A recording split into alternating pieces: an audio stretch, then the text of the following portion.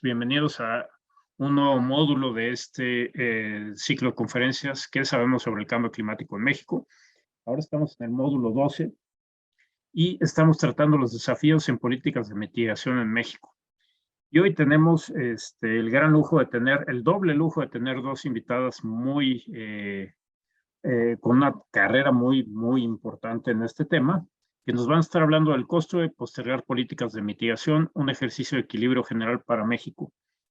Tenemos a la doctora María Eugenia Ibarrarán, de la Universidad Iberoamericana, y a la doctora Alejandra Elizondo Cordero, del CIDE, del Centro de Investigación y Docencia Económicas. Les platico un poquito de María Eugenia y después de Alejandra. María Eugenia es investigadora del Instituto de Investigación en Medio Ambiente Javier Gorostiaga, SJ, de la Universidad Iberoamericana de Puebla. Obtuvo el doctorado en Geografía con especialidad en Estudios de Energía y Medio Ambiente en la Universidad de Boston y la licenciatura en Economía del Instituto Tecnológico Autónomo de México. Su área de investigación es la economía ambiental, en particular orientada a la economía del cambio climático, contaminación del aire y valoración económica de la calidad ambiental. Participa como miembro del Consejo Científico de la Comisión Ambiental Megalopolitana, CAME, del Consejo Técnico de Cambio Climático del Estado de Puebla y es consejera social para la evaluación de la Política Nacional de Cambio Climático.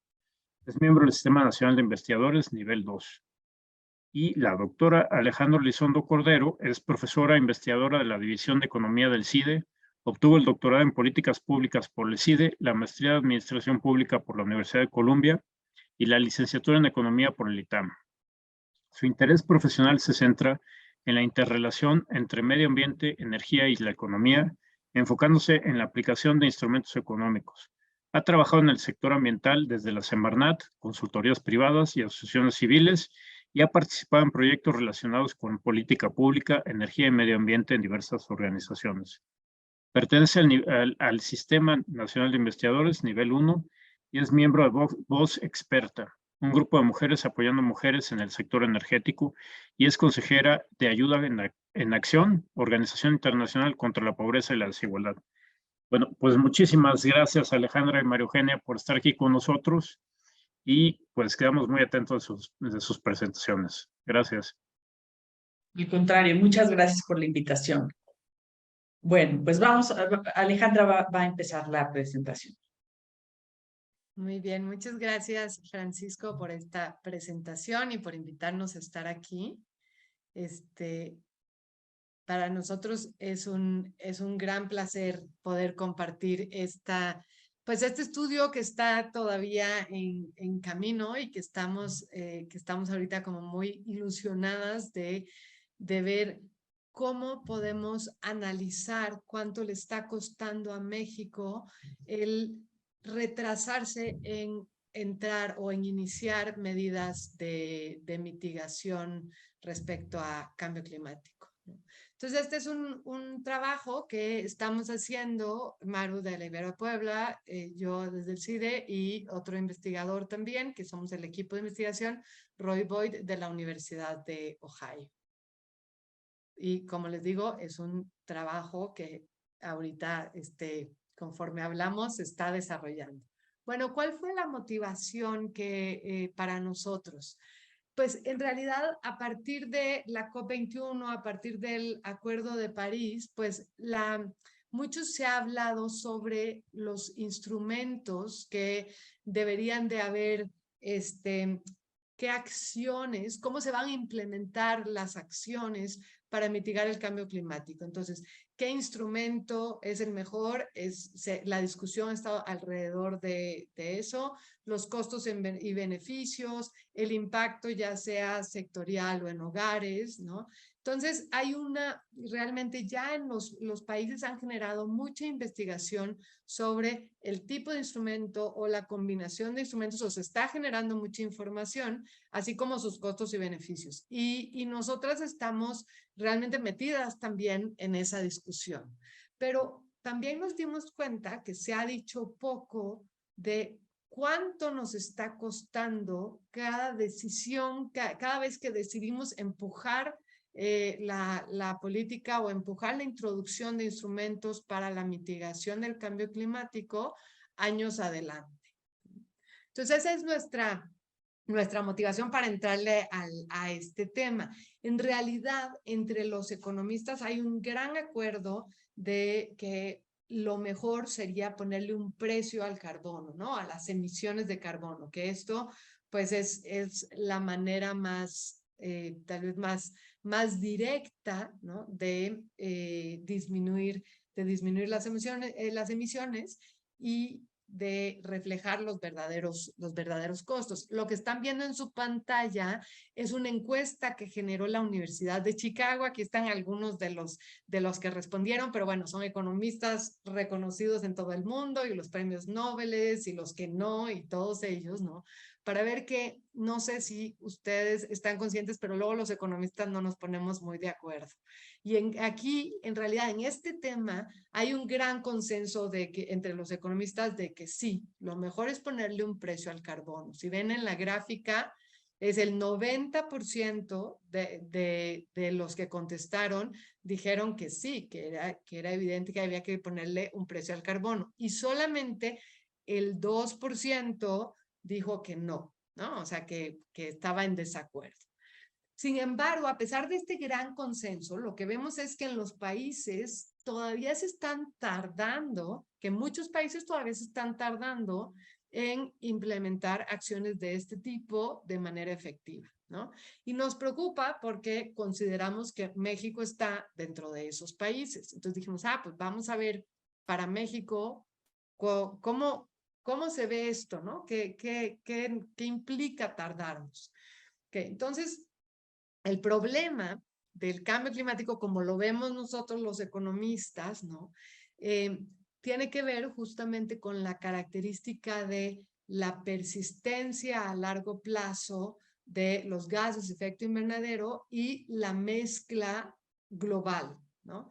¿Por qué estas dos cosas? Porque es algo intertemporal, entonces que los costos y beneficios no necesariamente los estamos viendo ahora, y dos, porque pues lo genere quien lo genera, no importa, se va al efecto de todos, o mitigue quien mitigue, no importa, se va al beneficio de todos. Entonces ahí se vuelve un problema económico. ¿Por qué? Porque no son, como nosotros nos gustaría ver, no son mercados funcionando perfectamente, sino que se trata de un recurso de acceso abierto y por lo tanto, cuando sacamos nuestro coche y generamos emisiones, pues estamos generando efectos negativos, como nosotros le llamamos externalidades negativas para los demás. Y cuando hacemos acciones, cuando un país hace acciones de mitigación, está generando efectos positivos para los demás, externalidades positivas. Entonces, esto lo hace un problema interesante, digamos, desde el punto de vista económico, que requiere de una política pública, que requiere de una regulación. Y así es como se ve a grandes rasgos. También saben que siempre nos gusta mostrar todo en gráficas. Y entonces, en realidad, la mitigación lo que requiere es revertir esa tendencia histórica, ¿no? Y entonces esto va a repercutir en costos para el que lo lleva a cabo, pero beneficios globales. Entonces, ¿cómo lo vemos? Bueno, del lado izquierdo de sus pantallas vemos cómo en realidad la oferta, digamos, o sea, el equilibrio que vemos no está reflejando todos los costos que estamos provocando a los demás. Y entonces el equilibrio que vemos tiene una cantidad de mercado mayor que lo que sería óptimo y un precio menor, ¿no? Entonces realmente no es un equilibrio, es un desequilibrio que estamos generando justamente por la presencia de estas externalidades.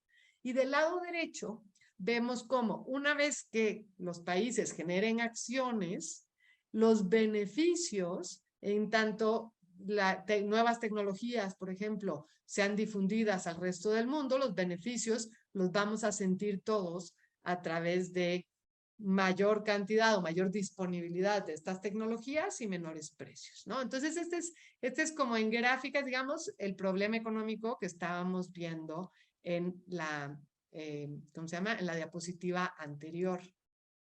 Entonces, La base de la cual partimos es que decimos, bueno, nos juntamos los economistas y ya todos estamos de acuerdo, la señal de precio es muy importante sobre las emisiones para que veamos los verdaderos costos, ¿no? Y la promesa que damos es que los instrumentos económicos, o la promesa que es que los instrumentos económicos dan mucha flexibilidad para que los participantes, digamos, o quienes estén obligados, pues puedan escoger la mejor forma de cómo llegar a esa meta que tenemos, ¿no? A la meta global que tenemos de un 2050 con emisiones netas cero. Los mecanismos que proponemos o que se proponen en general son dos, ya sea un impuesto al carbono, que son un impuesto a las emisiones de carbono, que por cada unidad que emita algún productor se le cobra en términos de qué tanto carbono está generando hacia la atmósfera. Y luego los mercados de emisiones, que más bien le ponen un tope a la cantidad y entonces, si yo necesito emitir CO2 o algún gas efecto invernadero, entonces necesito tener un permiso. Y si la autoridad, digamos, no me lo dio, yo voy al mercado y lo consigo y pago por él. Entonces las dos cambian los precios, son señales en el mercado. Las dos se están discutiendo en prácticamente todos los países que están pensando en cambio climático y pues ahí ha estado el debate. Aquí rápidamente nada más para que vean alrededor de qué temas están los debates, ¿no? En el impuesto al carbono, que es una de las opciones, pues, ¿cuál es el análisis? Pues que nos lleva a un punto mucho más eficiente en términos globales, porque entonces esa externalidad negativa ya la metemos en el precio y corregimos, y que puede tener resultados que son potencialmente equitativos, ya sea porque la distribución de efectos es más justa o porque con los ingresos los gobiernos pueden redistribuir de manera más equitativa. Pero también es políticamente impopular. Realmente son pocos los gobiernos que han podido tener un buen impuesto al carbón, ¿no? En México se propuso, en 2013 pasó, pero realmente es muy limitado y no genera los efectos que quisiéramos, ¿no? ¿Por qué? Bueno, porque hay percepciones sobre que no genera los efectos que quisiéramos. Es una prueba. Hay percepciones sobre qué tan eficiente es. Hay percepciones también sobre la equidad, que realmente igual y podríamos tener un efecto regresivo. Hay mucha desconfianza también en el uso de los recursos por parte de los gobiernos, ¿no? De que realmente vaya a haber buen uso. Y donde se han implementado también, pues está lleno de excepciones o diferenciaciones o compensaciones, o a veces también se reducen otros impuestos. Entonces hay que analizarlo más allá. ¿Quiénes los han implementado? Y hay muchos estudios en cada caso, pues los pioneros, los países nórdicos, Polonia, ¿sí? Luego hay un grupo de seguidores entre los que está México y que todavía está discutiéndose también de cómo lo llevamos a mejor término, y otros países que lo están considerando actualmente, ¿no? Como Chile, China, Corea. La segunda opción es el sistema de comercio de emisiones. Y entonces aquí, en el sistema de comercio de emisiones, los elementos que hay a discutir son un montón. Son cómo definimos los topes en un inicio, o sea, qué tantas emisiones permite el sistema en un inicio y cómo se van modificando a lo largo del tiempo para que bajen las emisiones. Cómo se distribuyen los permisos, a quiénes se les da, a quiénes no se les da, o con qué reglas se aplica eso, ¿no? Cuando no cumplen los sujetos obligados, ¿cómo los castigamos? ¿Cómo le hacemos para evaluarlos también? Todo eso se está también siendo estudiado, ¿no? En los países en donde se está implementando. Ahora, hay muchas críticas también a los sistemas de comercio de emisiones. Por ejemplo, pues los sistemas no están pensando como de repente dicen, oye, no vives en el vacío, ¿no? O sea, no están pensando en la gobernanza de los insumos fósiles y las fuerzas que puedan traer los intereses desde los combustibles fósiles. Luego que per se, o sea, el instrumento no reduce las emisiones, reduce la regulación que le vas poniendo en el camino, ¿no? O que puede ser limitado en promover la innovación y los costos de transacción, es decir, los costos de echar a andar ese sistema y luego operarlo, pues han sido también muy debatidos, ¿no? Pero sobre los países que sí lo están llevando a cabo, ¿no? Algunos lugares en Estados Unidos, algunos lugares en Canadá, la Unión Europea, Australia, China en sus proyectos piloto y todo, también se han desarrollado estudios. Entonces, sí hay información alrededor de todos estos debates, o sí se está generando información, pero no tanto, no se ha puesto el ojo tanto en el tiempo de inicio de esos instrumentos, ¿no? Entonces, eso es lo que ahorita nos movió a nosotros a decir, bueno, vamos a ver, vamos a tomar en cuenta vamos a hacer el análisis económico sobre medidas tempranas, es decir, iniciamos en el 2020 hacia las metas del 2050 o medidas tardías. Iniciamos desde el 2030 respecto al 2050. ¿Qué hicimos? Bueno, partimos de la información del escenario tendencial, que es la información que tenemos sobre el consumo de combustibles fósiles y las proyecciones. Y entonces eso nos permitió también fijarnos en lo que llamamos el precio sombra de la regulación ambiental. Es decir, independientemente del instrumento que tengamos en la mano, ¿cuál es el costo de ese instrumento? O nosotros decimos precio sombra a cuando estimamos los precios en lugares donde no hay mercado realmente, ¿no? Entonces, ¿cuál sería este costo regulatorio? Ya no vemos instrumentos, ya vemos el costo en general. Y entonces, esta carga regulatoria, ¿qué trayectoria tiene para ambos escenarios, si empezamos en 2020 o si empezamos en 2030? ¿Y cuáles son los resultados para los sectores y para el resto de economía? Entonces, tenemos el escenario tendencial, de acuerdo al crecimiento económico, las tendencias de consumo fósiles, los escenarios temprano y tardío, ¿no? Y las estimaciones globales de cuánto nos cuesta transitar a un futuro de 0 emisiones netas. Entonces, Maru ahorita les platicará sobre lo que el modelo que se usa y los resultados que observamos hasta ahora. Gracias, Ale.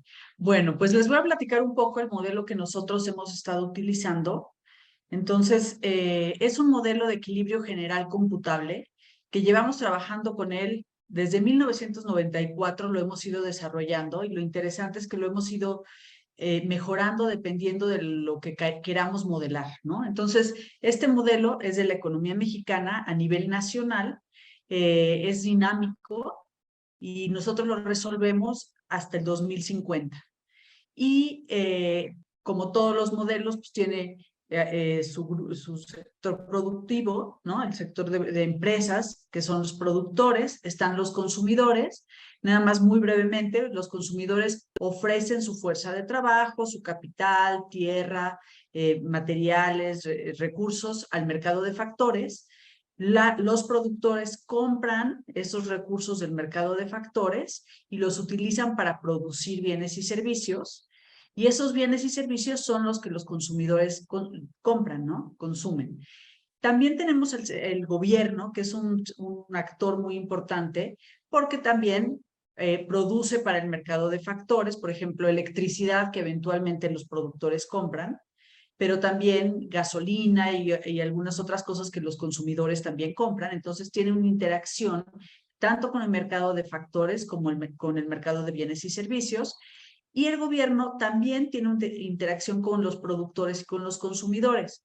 A los productores les da apoyos, por ejemplo, para las pymes, pero al mismo tiempo cobra impuestos. Y lo mismo pasa con los consumidores. Cobra impuestos, pero también hay ciertas transferencias a través de los programas sociales. Y tenemos un sector externo que compra y vende con la economía mexicana. Entonces, estos son, digamos, es la estructura central del modelo. Una cuestión interesante, bueno, obviamente todo esto está basado en estadísticas nacionales. Tenemos la matriz insumo-producto, encuestas ingreso-gasto de los hogares, reportes de impuestos.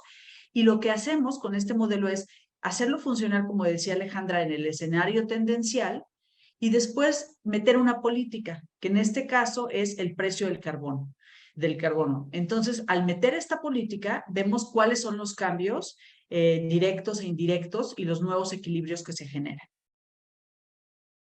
La siguiente, por favor. Entonces, estos son los sectores productivos. Tenemos manufacturas para renovables, o sea, porque este es un tema que, como les digo, lo hemos ido modificando el modelo, entonces tenemos un sector productivo que genera los equipos para producir con renovables, químicos y plásticos, otros minerales, agricultura, transporte, servicios, petróleo y gas, minería de carbón, electricidad, refinación, ganadería, forestal y pesca. Esos son los sectores productivos. Por otro lado, estos sectores productivos producen bienes que se transforman eventualmente a bienes de consumo y servicios para los consumidores. Entonces, ¿eso qué es? Pues es alimentos, es energía, autos, gasolina, el transporte para los consumidores, servicios para los consumidores, vivienda y bienes del hogar, otros bienes de consumo, agua y servicios. Entonces, estos son los, digamos, los bienes que pueden consumir. Y un tema que es muy importante y muy interesante de este modelo, que pocos modelos tienen, es que podemos ver el impacto distributivo, porque tenemos agentes que están conformados, tenemos a los 10 deciles, digamos, divididos en 4 agentes. El agente 1 son los 2 deciles de menor ingreso, digamos que son el 20% más pobre de la población. Después tenemos, digamos, a la clase media dividida en agente 2 y agente 3. Tenemos deciles 3 a 5 como agente 2, los deciles 6 a 8 en el agente 3 y el 20% más rico de la población está en el agente 4. Entonces, podemos ver el impacto diferenciado por deciles. Y por último, nuestras funciones producción permiten sustitución entre insumos, ¿no? Tenemos funciones anidadas de producción. Ok, la siguiente. Entonces, vamos a ver cuáles son los resultados. Nosotros tenemos 2 escenarios. Tenemos el escenario ordenado, donde suponemos que desde 2020 se empieza a instrumentar la política para llegar a emisiones netas de cero en 2050. Entonces, este precio al carbono va entrando desde 2020 y va subiendo paulatinamente a lo largo de estos 30 años. Entonces, nosotros lo que estamos reportando aquí es qué pasa en cada uno, digamos, en diferentes cortes de ir aplicando la política. Obviamente, al ser un impuesto al carbono, pues va a afectar más a los sectores que producen o que producen bienes con mayor contenido de carbono o insumos, aunque sean para la producción.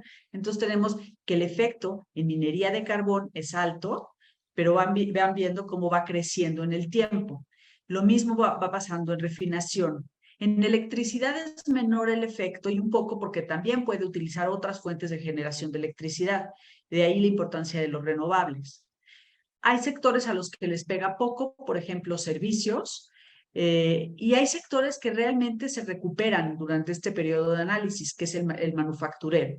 Entonces, esto es algo muy importante porque si bien todas las políticas van a tener costos, aquí podemos ver que en el largo plazo, 2050, pues ya empieza a recuperarse la economía. Otros sectores que también se ven afectados, obviamente, es el petrolero y el de gas natural por el impuesto, ¿no? La siguiente, por favor. Ahora, aquí tenemos el impacto en consumo, en algunos bienes de consumo y en el PIB de este escenario ordenado. Entonces, como pueden ver, afecta a los precios de producción y por lo tanto el consumo de bienes de alimentos, afecta en mayor medida a la energía, porque pues obviamente ahí están estos energéticos con altas emisiones de carbono, y a la gasolina. Pero bueno, hay sectores que eventualmente van a ir recuperándose, ¿no? Y aquí si ven las pérdidas, no son tan graves como vamos a ver en el siguiente escenario. ¿Qué pasa con el PIB? Perdón. ¿Qué pasa con el PIB? Bueno, pues en ambos casos vemos que sí cae, ¿no? Hicimos dos simulaciones. Una, donde nada más es que no es neutral, entonces los impuestos los recibe el gobierno y los gasta como mejor considere, y el otro se les regresa a los consumidores para que ellos, para compensar un poco el efecto del impuesto. En ambos casos, el efecto es que cae el PIB, pero de pronto empieza a recuperarse. La pérdida ya es menor, la barra amarilla es mucho menor que la gris. Entonces, eso muestra que en el largo plazo empieza a haber una recuperación. Y en bienestar, les decía que este modelo tiene 4 agentes. Entonces, el agente 1 es el más pobre, el agente 4 es el más rico. Esta política, si bien reduce el bienestar de todos, pero fíjense que los números tampoco es enorme, ¿no? Es entre 2.5% y 4%, un poquito más. Es una política progresiva en el bienestar de los agentes. ¿Por qué? Porque afecta menos a los más pobres y más a los más ricos, que es el tipo de políticas que queremos tener porque de alguna manera son redistributivas. Entonces, estos son los efectos para el caso de ordenar, de un impuesto ordenado. Ahora, si nos tardamos, si postergamos esta medida, que es realmente el objetivo de hacer este ejercicio, fíjense cómo le pega durísimo a toda la economía. No hay forma de que se vaya recuperando. Y de hecho esto, pues básicamente, no hace que el modelo no corra, corre, pero mostrando unas pérdidas enormes. Entonces, imagínense lo que esto implicaría para la economía. Esto es si postergamos la introducción del impuesto hasta el año 2030, pensando que en lo que resta de este sexenio y el siguiente no se hiciera nada. Y después de ahí tuviéramos que hacer como un catch-up para llegar en el 2050 a las emisiones netas de cero. Eso implica impuestos muchísimo más altos. Ahora vemos el caso del consumo y servicios para los consumidores. Como se dan cuenta, pues el efecto es nefasto también, ¿no? O sea, todos pierden, todos van perdiendo significativamente. Entonces, pues el bienestar de los consumidores, como veremos en la siguiente lámina, también.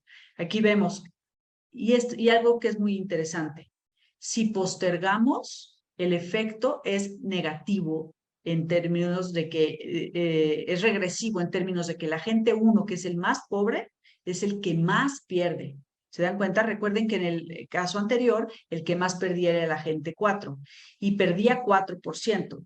Aquí el agente 1 perdería 18%, el agente 1 y 2, que es el 50% más pobre de la población. Entonces esto no funciona, ¿cierto? O sea, tenemos costos en los sectores para toda la economía, pero además para redistributivos bastante negativos.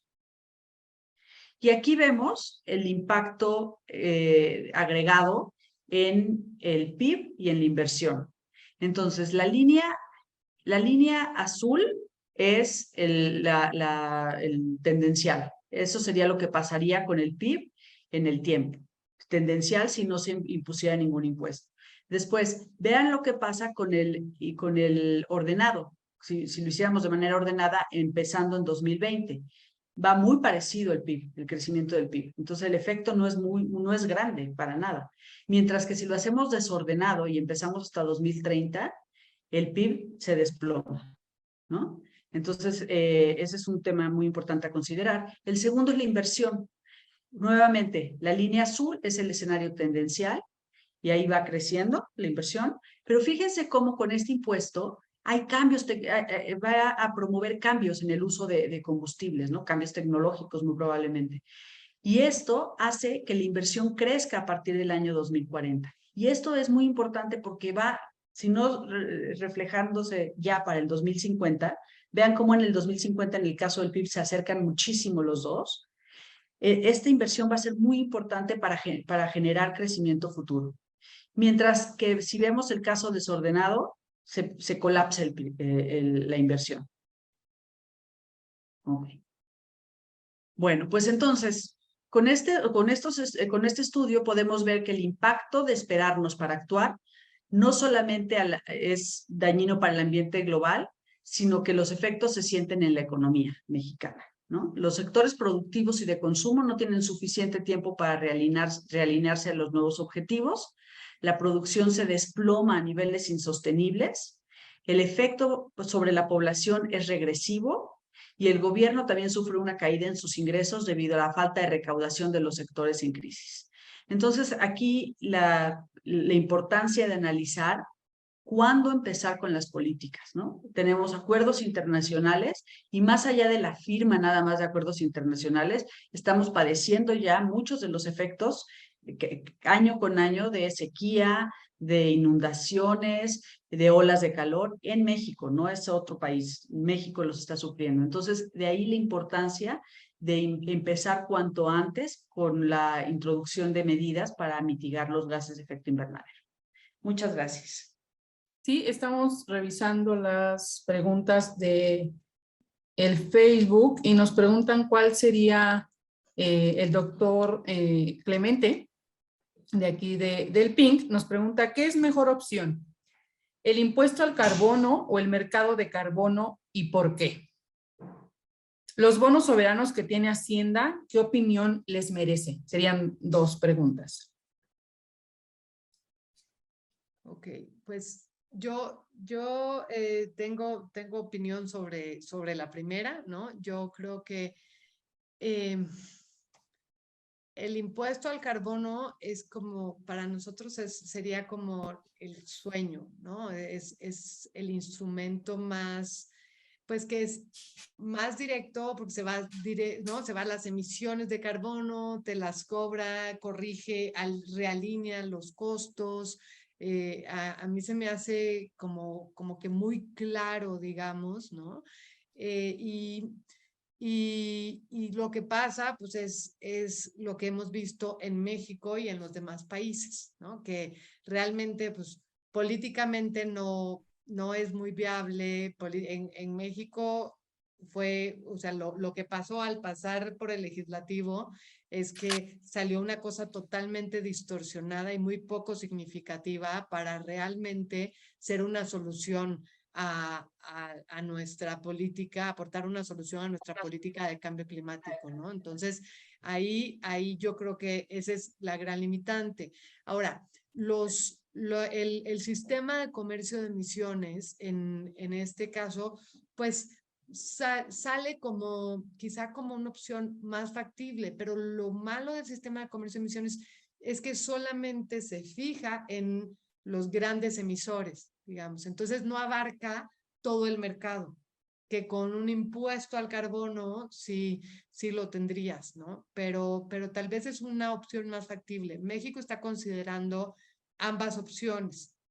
México introdujo por ahí de 2013 el impuesto al carbono. Como les dije, fue una experiencia muy agridulce, digamos, sí pasó, pero pasó muy chiquito, muy distorsionado, pero ahí sigue. Entonces podríamos, digamos, de aprender de esa lección, aprender las lecciones de esa experiencia fallida y volverlo a impulsar.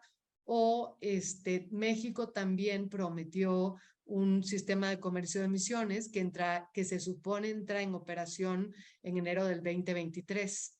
Y entonces por ahí podría haber una combinación interesante. Ahora, los bonos que se generen, aparte de en donde sí existan mercados, en los países donde existen mercados normalmente les dan más o menos un 10% de espacio para tenerlo por otras vías, no necesariamente por los permisos de emisión. Y entonces ahí van a ser muy valiosos, o de ahí son valiosos los bonos que se generen, ¿no? La posible mitigación que haya en otros lados y que se las puedan vender, ¿no? Para México, en el sistema de comercio de emisiones de México, también se está considerando tener más o menos un 10%, es lo que se considera inicialmente, para adquirirlo, que las empresas o las instalaciones, digamos, lo puedan adquirir por otras vías. Pero si no es en México, esta generación de bonos se puede vender en el mercado internacional. No sé. Muchas gracias. Una disculpa, tuve una llamada que no podía dejar de contestar, pero ya estoy por acá. Oigan, y muchas gracias por la plática, muy interesante. Y yo ahí la pregunta que tendría es, bueno, son varias, pero digamos, puesta en una, ¿qué tan lejos estamos, por ejemplo, en la parte de modelación en México para tener la información que se necesitaría? O a lo mejor ya tenemos la información que necesitamos y la cosa es que se aplique la cosa. ¿Dónde se tendría que, porque digo, qué partes ven ustedes que se tendrían que desarrollar más, digamos, en este tipo de modelación? ¿Para dónde tendría que jalar la investigación en el país en estos temas? Bueno, sí, gracias. Yo creo que ya hay suficiente investigación para saber que tenemos que aplicar ya algo, ¿no? Muy pronto.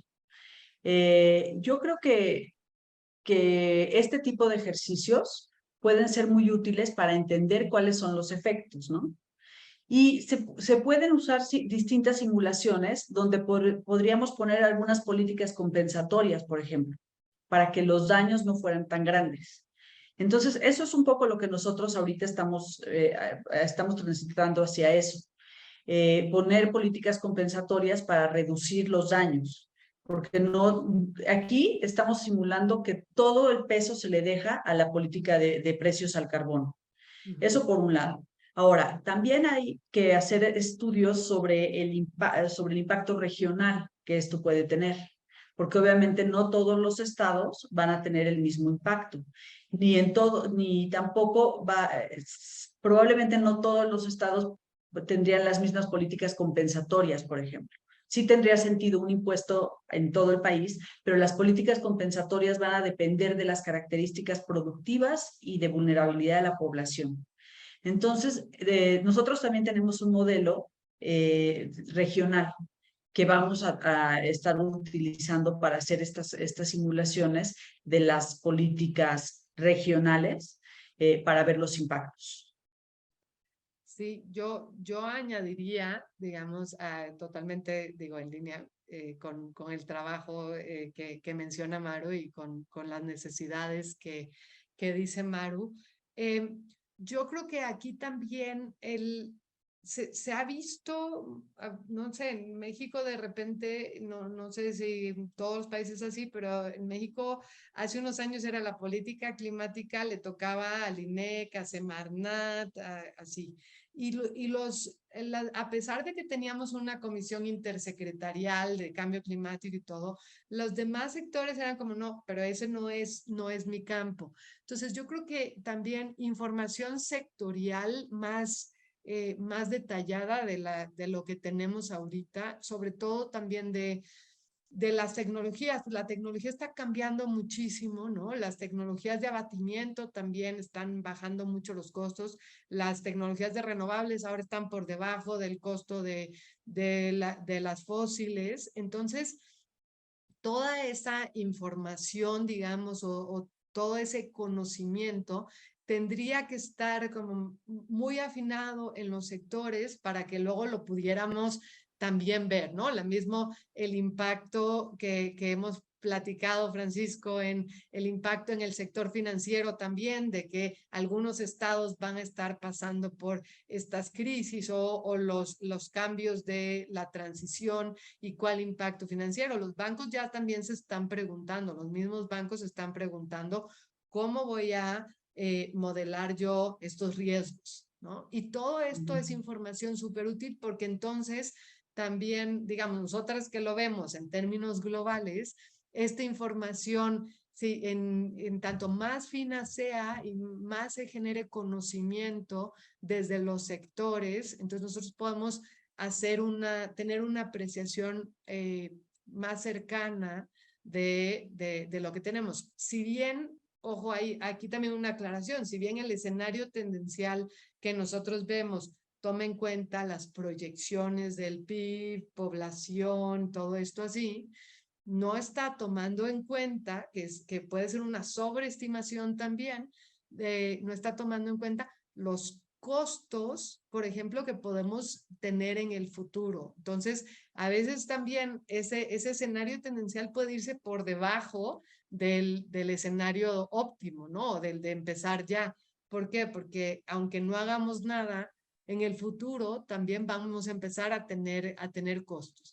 Y hay mucha incertidumbre sobre esto, ¿no? Sobre qué va a pasar. Ya hay estudios, digamos, que marca qué podría pasar en los diferentes países, pero no tanto cómo baja esto a los diferentes, como decías, ¿no? En estados, sectores, costos para todos, ¿no? Se está generando ahorita mucho conocimiento y bueno, pues estamos también nosotras conociendo otros avances, como el del propio Francisco, para ver los impactos en estados, los impactos físicos y todo. Y esa información, pues, alimenta también o alimentará nuestros estudios, ¿no? Para el futuro. Y yo creo que es muy necesario esta parte, esta interacción, digamos, que tenemos de lo físico, lo económico, lo sectorial, lo estatal, todo ese conocimiento, digamos, como ir de la mano viendo qué información se genera desde cada esquina. Completamente de acuerdo. Y bueno, pues digamos, en alcance a esa pregunta es, ¿cómo le hacemos para formar gente en este tema? ¿O qué tan lejos estamos de pues, la cantidad de gente que necesitaríamos? O sea, es un problema titánico, ¿no? Ahorita que, por ejemplo, Alejandra estaba diciendo, pues los sectores, las regiones, más detalle, los distintos horizontes de tiempo, distintos enfoques, ¿no? El enfoque para el sistema financiero, el enfoque para tal. Digo, y aprovechando que ahorita nos ven un montón de jóvenes, pues también de pasada hacerles una invitación de, oigan, aquí hay un tema muy interesante, muy útil para el país, para la parte ambiental y la parte económica, y que tenemos unos huecotes, digo, por lo menos, como decía Alejandra, del lado que hacemos nosotros, lo de impactos en la economía, impactos en la agricultura, biodiversidad, este tipo de cosas, pues lo que nos encontramos es que hay muy poca gente y no estamos teniendo suficientes jóvenes como para aumentar de manera significativa pues las capacidades del país para atender estos problemas. Supongo que por ahí va con ustedes, pero si me quieren comentar ahí algo. Sí, pues realmente es muy interesante. Son temas súper interesantes, muy interdisciplinarios. Entonces es algo muy padre trabajar con gente de ciencias de la atmósfera, ingenieros, médicos, epidemiólogos. Entonces creo que eso es algo que para mí es muy atractivo, ¿no? Colaborar con gente de distintas formaciones, de distintas formas de ver esto. Y por eso sí, yo creo que es un llamado muy urgente, digamos, a los jóvenes de que se metan en estos temas. Hay muchísimos proyectos que se están llevando a cabo y con esto me paso un poquito una pregunta, pero también es importante que me escribieron en el chat de qué manera se está presentando esto al gobierno. Pues yo no sé si este gobierno va a responder a a lo que estamos presentando ahorita, pero hay iniciativas con financiamientos externos, europeos, tal, que están muy interesados en que México siga haciendo este tipo de estudios para que tenga como presión para su instrumentación. Entonces, si bien ahorita ha sido complicado, creo que es un tema que no se va a dejar de lado, o sea, no porque México no lo haga va a ser un tema que desaparezca de la agenda internacional. Entonces, sí, un llamado a todos los estudiantes que quieran entrar en este tema desde cualquier disciplina, que es algo muy atractivo. Exacto, sí, desde cualquier disciplina y también es como vemos, como estamos viendo ya, ¿no? Los impactos en el cambio climático están en todos los sectores. Entonces, el tema en el que ustedes estén también se va a ver afectado seguramente o muy posiblemente, muy probablemente por el cambio climático. Entonces, la necesidad ahorita de establecer esa comunicación, yo creo que en términos generales, digamos, o ya no solamente de los estudiantes y los que que se están integrando ahora al mercado de trabajo, sino quienes ya están, es esa comprensión que tienen de su sector, compartirla y llevarla hacia este tipo de efectos. Eso va a ser una comunicación súper rica entre disciplinas, pero también entre campos de estudios, aunque estén en otro campo. Yo creo que sí, este tema no se va a acabar. Este tema ahorita es el que también está recibiendo financiamiento, está recibiendo la atención, porque yo creo que mucho basado en, la pregunta no es si nos vamos o si vamos a pasar a la transición o si vamos a subirnos a entonces, ¿cuándo lo vamos a hacer? ¿No? ¿Por qué? Porque justamente como estábamos hablando de estos son beneficios externos y costos externos, ¿no? Son externalidades. Los países y las regiones como la Unión Europea, es decir, todos los que ya se están organizando, están viendo también cómo imponer costos a los que no se están subiendo, ¿no? Entonces, estos costos, ¿qué va a pasar? Pues nos van a resultar en aranceles altísimos que van a hacer que nuestras exportaciones sean muy poco competitivas y como sabemos, nosotros de nuestra economía sube cuando Estados Unidos va para arriba, baja cuando Estados Unidos va para arriba, porque estamos interrelacionados y vamos a estar interrelacionados, ¿no? Con Estados Unidos y con el resto del mundo. Entonces, yo creo que este tema y en México es muy fructífero justamente porque hacia allá vamos y hacia allá va a ir México independientemente de los gobiernos, pero cuando veamos también la realidad de que esto nos está costando. Imagínate que estos escenarios que ustedes ven no tienen en cuenta el tipo de, no tienen todavía en cuenta o no tienen integrado la respuesta que pueden tener otros países y los aranceles y las barreras y la disminución de recursos, de apoyos que vamos a ir teniendo. Entonces, imagínense cuánto se caería la economía de más.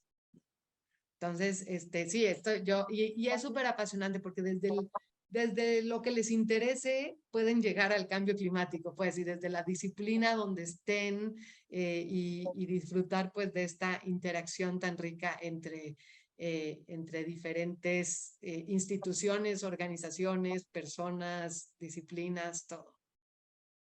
Sí, es súper importante lo que comentas, esto pues no solo los jóvenes, o sea, los jóvenes ojalá se interesen y ojalá se acerquen y pues tengan acceso a lo que pues, nosotros no tuvimos. Digo, aquí los tres somos economistas, ¿no?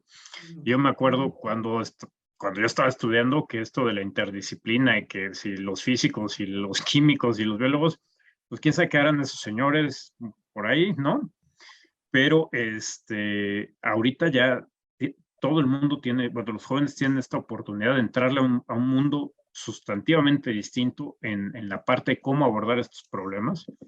Pero también, como decías, los que ya estamos maduritos también tenemos mucho que aportar en estos temas, ¿no? En entrarle desde nuestras perspectivas la experiencia que tenemos para realmente tratar de encontrar estos cambios. Y la otra cosa está fundamental, o sea, que cambio climático, pues los impactos ya lo estamos viendo, ¿no? Ya sea en términos de sequías, inundaciones, eventos extremos, baja en productividad agrícola, efectos en salud, etcétera, ya lo estamos viendo. Se van a poner peor, o sea, todos los modelos, no he visto un solo modelo, bueno, vi un modelo agrícola alguna vez que según esto nos iba mejor. Creo que el modelo estaba mal, ¿no? Pero fuera de eso, en la vida he visto algo que nos va a todo dar. Bueno, habría que imaginarnos en qué sí nos puede, qué oportunidades existen y cómo las podemos bajar para hacer la realidad y ir pensando cómo no solo la mitigación, sino la parte de adaptación, que es la que muchas veces se queda colgando, ¿no? Ponemos mucha atención en la parte de mitigación y se nos va la de adaptación.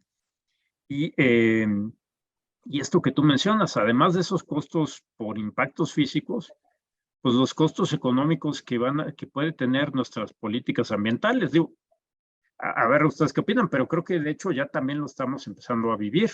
O sea, estas pláticas sobre el TEMEC, porque la política energética no checa con un mundo en el cual existe cambio climático, pues ya nos va a pasar una factura y parece ser que es una factura muy alta, ¿no? Potencialmente. No sé cómo lo vean. Sí, pues yo creo que la política energética en general está totalmente disociada de la política ambiental. Bueno, es que no hay una política ambiental clara este sexenio, ¿no? Entonces, va sola la política energética. Y tristemente, muchos de los proyectos tienen un gran impacto ambiental. Vemos la refinería, que si te pones a pensar lo que todos los demás países están haciendo, no tiene mucho sentido, o tendría que tener un plan de salida y de transición hacia energías renovables eventualmente, y no está pasando. Lo mismo el Tren Maya, o sea, están sembrando vida. Tristemente no están viendo cuáles son los impactos ambientales de las políticas, que pasan que se hacen decretos y no se tienen que respetar los pasos de una evaluación, etcétera. Pues es muy triste porque eventualmente nos quedamos con este país cada vez más deteriorado y no es nada más, otra vez insisto, no es nada más por cumplir con los acuerdos, sino por los impactos que nos está generando, los impactos en salud. O sea, no estamos haciendo nada para reducir la contaminación urbana, ¿no? ¿Qué está pasando? Tenemos 30,000 personas que se mueren al año por contaminación atmosférica, según estudios del Instituto Nacional de Salud Pública. ¿Y qué estamos haciendo de verdad para cambiar eso? No estamos haciendo mucho y pues todos estos costos van sumándose y los problemas ambientales, más allá del cambio climático, tampoco se están resolviendo. Entonces, bien, el cambio climático viene a exacerbarlos. Entonces, yo sí creo que vale la pena una discusión muy seria de todo esto, porque los impactos no van a mejorar y afectan a la población, y la verdad es que afectan a la población más vulnerable. Eso también es cierto. Entonces, es muy regresivo el deterioro ambiental. Sí, y también en lo que comentabas del sector energético, pues yo creo que es justamente un buen ejemplo de cómo no puede, cómo la política no se puede dar, la política climática no se puede dar en el vacío, ¿no? No es, entonces vemos aquí y es política climática y toca a las autoridades ambientales, ¿no? Y yo creo que ya traíamos un rezago, yo creo que había políticas que se iban alineando, como la parte de renovables, yo creo que había políticas que tenían también todavía mucho trabajo por hacerse, que era la parte de fósiles, las decisiones respecto a los combustibles fósiles. ¿Qué hacemos México como país teniendo esta riqueza en fósiles, pero queriendo transitar qué decisiones, a qué costos, qué nos conviene hacer? Toda esa discusión, digamos, nos quedaba pues pendiente, yo creo, o todavía por afinar. Y en vez de eso, retrocedimos y lo que ya habíamos, digamos, avanzado, decidido, por ejemplo, respecto a los renovables, y justamente con un ambiente internacional súper favorable, ¿no? Que era los costos bajísimos, grandes avances tecnológicos, muchísima gente queriendo invertir en México, entonces no tenían que ser recursos que salieran del erario en un momento donde pues el país tiene otras necesidades que cubrir para la cual usar sus recursos. Venía inversión extranjera, apoyo técnico también, todo esto, ¿no? Y se ha venido desperdiciando, ¿no? O sea, se ha venido desperdiciando. No estamos todavía viendo el verdadero costo de estas decisiones, porque la gente está digamos, retirando su interés en nuevas inversiones, pero las que ya tenían todavía están caminando, todavía está aumentando la capacidad, digamos, en renovable, o hasta hace poco todavía está aumentando por los proyectos que ya traían tracción, ¿no? Pero realmente es dinero tirado al piso, una política donde no estés tomando en cuenta todo este apoyo que podrían darse, o esta cooperación gobierno, sector privado, sector externo, ¿no? Hacia que jalemos todos para las metas que tiene el mundo, ¿no? Y que nosotros además estamos refrendando y refrendando a la menor oportunidad, ¿no? Eso sí, ¿no? Firmamos y decimos y todo. Entonces, yo sí creo que es un muy buen ejemplo de cómo los sectores tienen que, pues que estar más a bordo y el sector ambiental, digamos, a cargo como cabeza de la política climática, hacer mucho más labor hacia los sectores, porque ya llegó el momento en donde no podemos tener caminos paralelos, ¿no? No podemos ir firmando las cosas climáticas y por otro lado una política energética que promueva el uso y explotación de combustibles fósiles. Sí. Y nada más para cerrar ahí ese comentario de Ale, yo creo que un tema que está sobre la mesa es como el elefante en el cuarto, ¿no? Ok, la iniciativa privada o intereses extranjeros entrando al sector energético puede ser muy complicado. Para eso está el gobierno, para regular. Y si tú tienes una buena regulación, no importa quién produzca. El problema es que no se ha regulado, o sea, anteriormente no se regulaba en algunos casos, o sea, por eso hubo como denuncias de abusos, lo que quieras. Se pueden revisar las cosas, se pueden regular bien, y así puede funcionar. Pero si no, ¿de dónde sacan los recursos? Como dice Alejandra, hay miles de necesidades, y gastar los pocos recursos en algo que alguien más puede hacer, pero que puedes regularlo, pues ese tendría que ser el camino. Sí, de hecho, bueno, pues lo que las dos dicen es esta parte que, si bien nunca tuvimos una visión estratégica sobre cambio climático redondita y bien definida, bien pensada, ahorita pues estamos un poco como en cero, ¿no? Y ahí también, bueno, para tener esa visión bien definida, estratégica, de largo plazo y todo esto, pues lo que necesitamos es más investigación, y ahí los apoyos, digamos, ya lo hemos mencionado varias veces en este ciclo de conferencias, digo, con 30,000 investigadores en el SNI para ver todo lo que tenga que ver con ciencia social y natural, pues está canija la cosa, ¿no? Entonces, pues ahí todo empieza y todo pasa por educación, ciencia y tecnología, ¿no? En estos temas, y tener una visión pues un poquito más viable en un mundo donde tenemos cambio climático como lo estamos viviendo, ¿no? Y también ahí me gustaría resaltar lo que decías, Maru, ¿no? O sea, a veces se nos olvida esto de que, bueno, cambio climático tiene tales consecuencias, van a ser problemas graves, pero se nos olvida el montonal de otros problemas que coexisten con cambio climático, y que si bien si los vemos aislados, pues a lo mejor podemos manejar cada uno de ellos, medio manejar, ya saben lo que en estas latitudes significa manejar problemas, cuando ya se combinan, se pueden volver muy difícilmente manejables, aunque por solitos hubieran sido, pues bueno, más o menos, ¿no?